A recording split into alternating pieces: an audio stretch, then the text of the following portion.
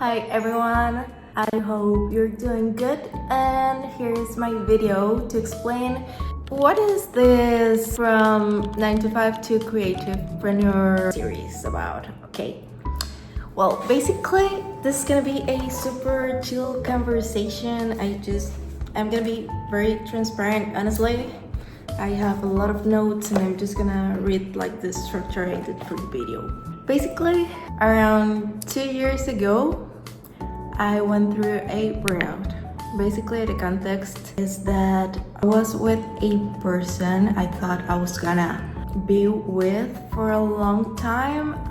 It was a very intense relationship, and then I had like several family things going on, and I broke up with him. Then basically we had like a plan, and he kept going with his life and whatever, and I was dealing with so much things. It was like 2 years maybe after I got diagnosed with type 1 diabetes, and I was struggling with a lot of things, living alone in the city, going out from uni. And I went out from uni, worked in a couple public relations agencies for a while, and then I got hired in the #1 Latin American business school in the dream project. Honestly, it was fundraising for Latin American healthcare, mainly like in Central America, because in Costa Rica we do have a good, not perfect, but good healthcare system. But the reality for other countries in Central America, it's very different. People lack a lot of health services, and they don't have the prevention approach that we do have in Costa Rica, despite of all the waiting lists and everything. It was a whole new environment. I was traveling. Like, if you have ever been in this city in Costa Rica, you know that we do have a lot of traffic. So I had to take a 2 hours trip to go to the business school and 2 hours back, 3 days a week. I was living by myself, managing type 1 diabetes, that it's like another full-time job, and not like a 9 to 5, like a 24/7 job.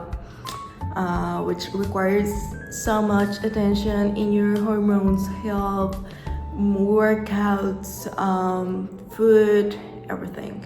Apart from all the responsibilities that we know adult life takes with. So yes, that's like the general context. At some point, my mental health just went like, and I had to quit my dream job.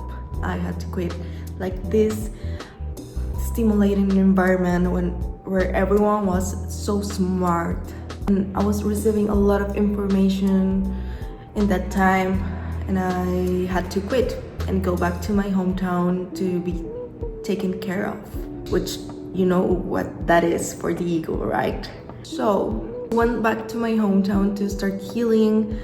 I started like medication for anxiety, but at that time I already knew I was chosen as the only Tica to go to represent my country to the Roger Hatchell Creativity Academy in Cannes, which is one of the 3 academies that are placed in the Cannes Lion Festival. So I went by myself. I don't know how. My family supported me to go there by myself in the state I was in that moment. I was struggling with I'm gonna tell you later what, but yes, it was heavy. Thank God I do have one of my loving aunts in Madrid. So, and also at that time, that was my first time traveling by myself, and my first time traveling by myself with diabetes, which was scary because I was like, oh my God, what's gonna happen if I don't have my insulins, if I don't have like my insulin, because my life depends on it, what I'm gonna do. I was so scared, I don't know why. But yes, basically I flight to Madrid. I left half of my treatment there, because when you travel with type 1 diabetes, you have to carry like double the doses you normally use just in case. And then I fly to Marsella, and from Marsella I took a train to Cannes, right? And it was a beautiful experience, so much knowledge, good people, talented people. It's literally like the Olympics of the creative brains. So yes, so I came back to my country and I had like a major depression going on. So I had to, my sister took me to a psychiatrist to start taking like the right medication for me. And it was a process, you know, like adapting to the medication and everything. When I was starting to recover, an ad of Sergio popped up in my cell phone. And if you follow me on Instagram, my username is like Tropic Alps, which are like the first letters of my name and family name. And his username is Tranqui Tropical. And I was like, who's this guy? Or does he have a very similar username? And I wrote to him. I DM'd him and I put him like, hey, you need to coach me. And he was like, yeah, sure, let's do a one-on-one call, like the normal thing people do for sales. And I started taking the process with him. I cannot believe how my life turned totally the direction after that. So this is what this video is about. So heavy, right? In the good way. Basically, I took a 5 weeks program with him where I reconnected with my passion because if you have ever went to a major or depression in general, it's pretty tough to start like making your routines again, like trusting in your capability to function in general. So I took this 5-week program and I'm gonna tell you like the phases that I went through. The first one was detach. In this week, basically, I had to take out all the external stimulation to be able to have like space to have more clarity. Take rid of the noise so I can have like more mental clarity. What does that mean? No social media. Like not limitation on social media, but no social media at all. No alcohol. I am not a drinker, but no alcohol. No sugar, like not a lot of stimulation you usually can have in your life. The second week was built. This phase was about forming building the new identity, not by word, not by thought, but by action. Take action with intention. That was this week was about, and this week I started like doing workouts again, which was super challenging, and it was one of the most important things in my recovery. This is apart from the program, but for everyone that might be going into a tough like mental path, recovery is possible. I know you cannot see recovery as something possible in the moment, but it's so possible, and there's a lot of magic waiting for you once you like defeat that condition. That's the good way to say it. So yeah, I started doing a lot of things that week and reconnecting with my discipline. Then the third week was rebuilt. That was starting to challenge myself more and more to be able to expand my comfort zone and be able to achieve my goals. That was getting to know different people, going to meetings again, like being able to say like, yes, I do have a peer background, I do have a functioning brain, I'm a strategist, I'm smart. Like that was something that was not even a thought for me when I was going through depression. I was like, I'm not gonna be able to function again, blah, blah, blah, blah, blah. Okay, so that week was very challenging, to say it in some way. And the fourth week was integrate. balancing all this new structure with community, which is, if you know me, one of the most important things that gives sense to my life. I love my friends, I love my family. I think everything I do, if it's around community, it's better. If it's fun, it's better. So yes, and I am a highly sensitive person, so I can love people so deeply. So this was important for me. I am very grateful because people that were around me and that saw me going through mental health issues and through everything was super supportive with what I was doing in the moment. And I am super grateful about it. And week 5 is sustain, which is I'm still doing. I'm still sustaining my routines, my projects. Things are going from pages, from ideas to life. I'm bringing ideas to life right now, and I'm very proud of me because of that. I'm very grateful with Sergio because of that.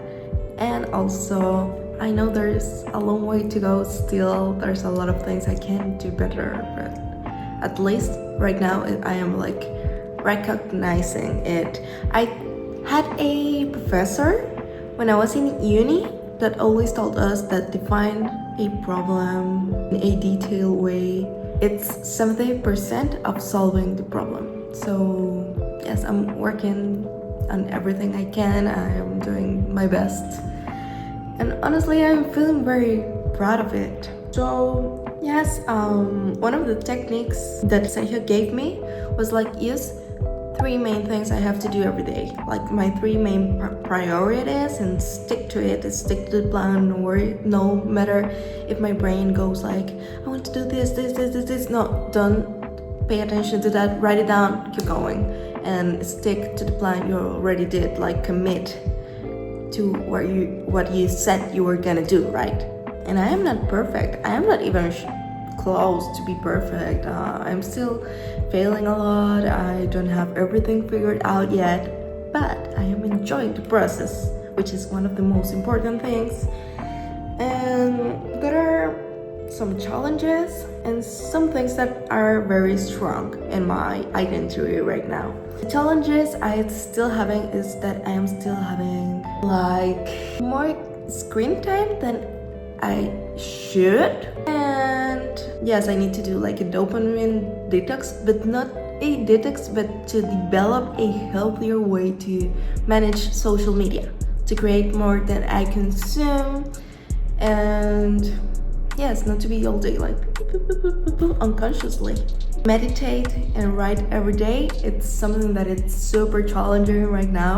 Sometimes I think I'm gonna tell you about what I'm doing right now, but I think I have a lot of things in my plate right now, and I need to focus on one thing or 2 things, like 2 main things, give all my energy to that. I don't want to jump to one project to the other. I want like big commitments instead of like a lot of teeny tiny commitments in different directions. I have to sacrifice some things, even if I want all the projects and I'm still doing them because I love them. I need to reorganize that. This is what I'm gonna do next week. And I'm still doing my time boxing right now. I am traveling.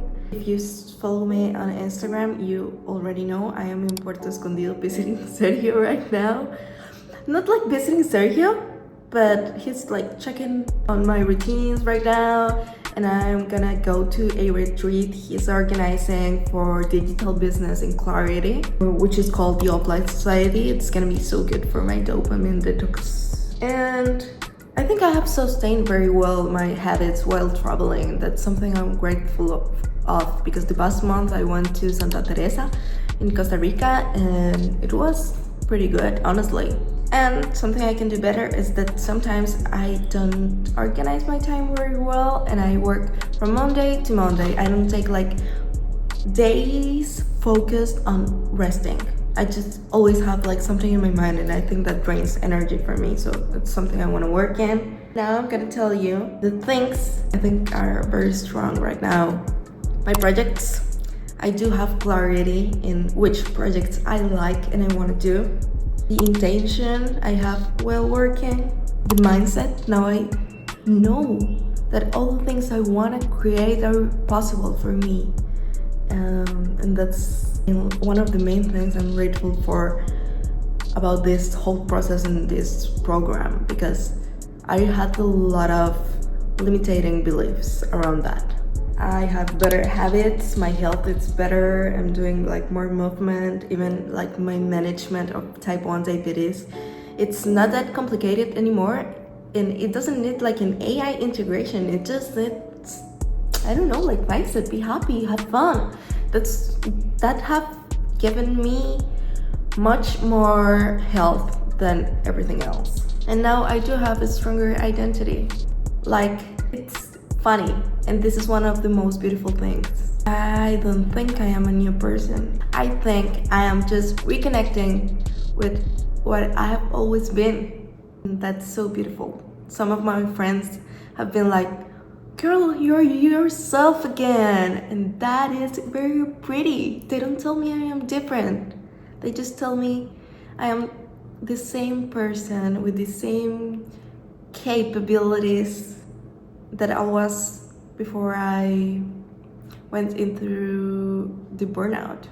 And I'm very grateful because I have a very supportive community. To end, I'm gonna tell you some personal insights about the process. First of all, projects needs to be funny. Because if it's funny, it's giving you energy, not draining your energy, and you're gonna be more motivated to do them.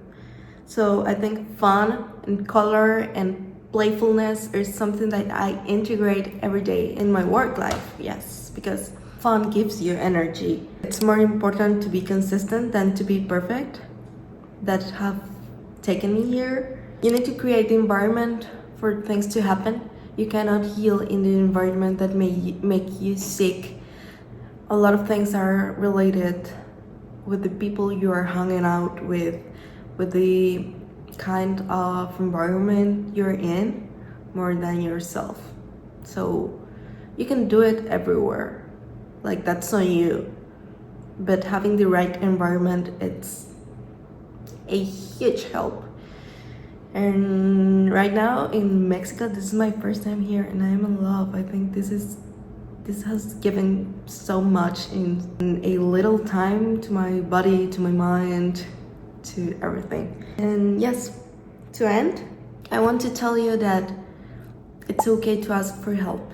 And it's not only okay, but necessary for evolution.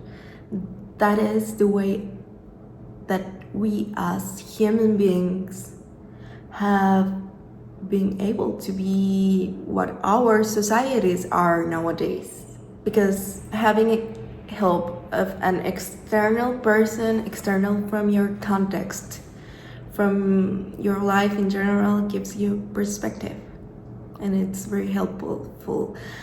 I don't think I would have been able to do all this without having support. And I don't need coaching anymore. Or at least like not this kind of coaching. I still have things to figure out and to work in, but I do have the tools to do it by myself, or with less help at least. So yes, that was the whole what this series was about. Right now I am funding a boutique marketing agency and PR agency. I'm funding a gallery and I'm still painting, and I'm learning how to paint because a few months ago a friend of mine asked me, what did you want it to be when you were older, when you were a child? And I was like, an artist. I've always wanted to be an artist, and now I am on my way to do it. I am learning, I am exploring. It's freaking scary sometimes, but it's beautiful and enjoyable. So thanks for watching the whole series, and yes, to be part of my new digital community.